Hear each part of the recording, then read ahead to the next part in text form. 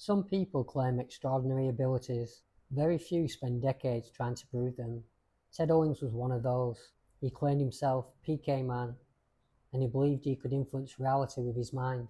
Ted Owens was born in 1920 and lived an otherwise unremarkable life. He was not a scientist, not a mystic leader, and not a public performer. What made him unusual was his long-running claim that he possessed psychokinesis, the ability to affect physical systems through mental intention alone.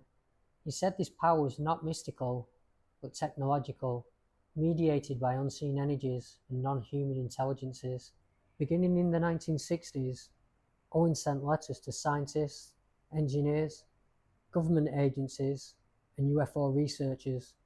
In them, he made bold assertions. He claimed responsibility for storms, earthquakes, power outages, aircraft incidents, and even UFO sightings. He often warned events would occur, and then pointed to real-world incidents as evidence after the fact. Here is what is documented fact. Ted Owens wrote extensively. His letters exist. They were preserved and studied, most notably by researcher Jeffrey Mishlove, who interviewed Owens at length. Owens genuinely believed his abilities were real. That belief is not in dispute. What is disputed is whether Owens ever demonstrated psychokinesis under controlled conditions. There is no verified experimental evidence that he could cause physical events through mental action. No laboratory tests, no repeatable demonstrations, no independent confirmation. Mainstream science rejects his claims. That must be stated clearly. And yet, Owens' case refuses to disappear. Why?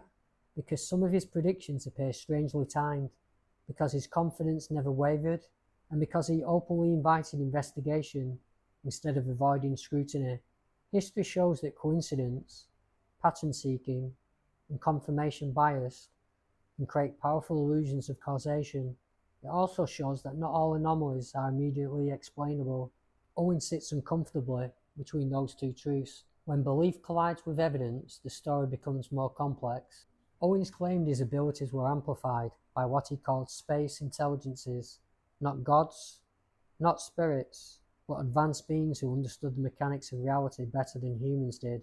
These claims move the case firmly into speculative territory.